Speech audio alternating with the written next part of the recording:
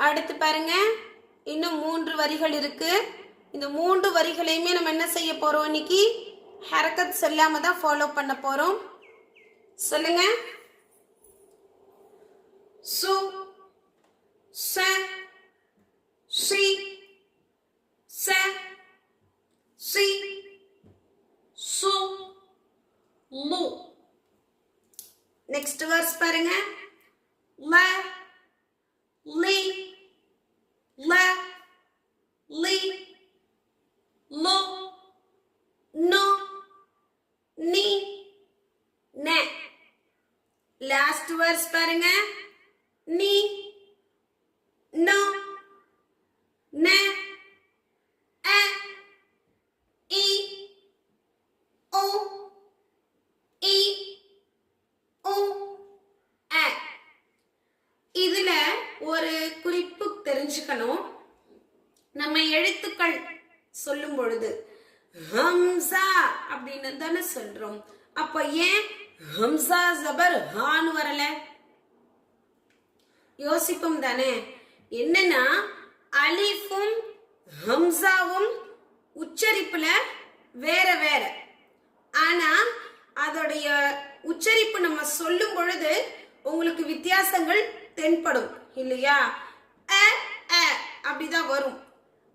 அந்த அலிஃபும் ஹம்சாவும் ஷேப், அதாவது வடிவத்துல வேற வேற லெட்டர்ஸ் மாதிரி இருக்கும். உச்சரிக்கும் பொழுது அலிஃப் ஹம்சா அப்படின்னு அந்த முழுமையான எழுத்துக்களை வேற வேற மெத்தட்ல வெளிப்படுத்தும். இதுவே அலிஃப்க்கு மேலேயோ ஹம்சாவுக்கு மேலேயோ ஹரக்கத் பெற்ற நிலையில வந்துச்சு அப்படின்னா அதோடைய உச்சரிப்புகள் ரெண்டுமே ஒண்ணுதான். புரியுதா?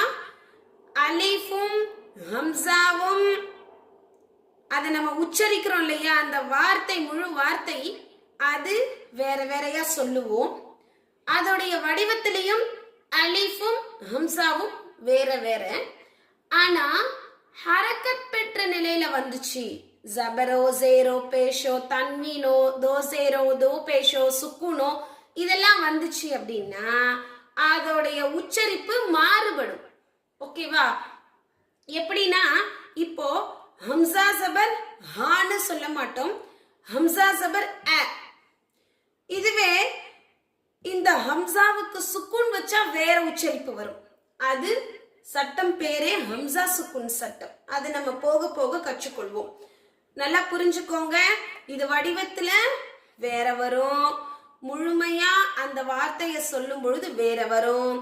ஆனா நம்ம அலிஃப் மேலேயோ ஹம்சாவுக்கு மேலேயோ ஏதாவது ஹரக்கத்கள் இருந்துச்சுன்னா அதோடைய உச்சரிப்பு ஒண்ணுதான். சிம்பிளா புரிஞ்சுக்கோங்க. ஓகேவா? இதை இன்ஷா அல்லாஹ் நல்லா ப்ரிப்பேர் பண்ணி போடுங்க. அஸ்ஸலாமு அலைக்கும் வரஹ்மத்துல்லாஹி வபரகாத்துஹு.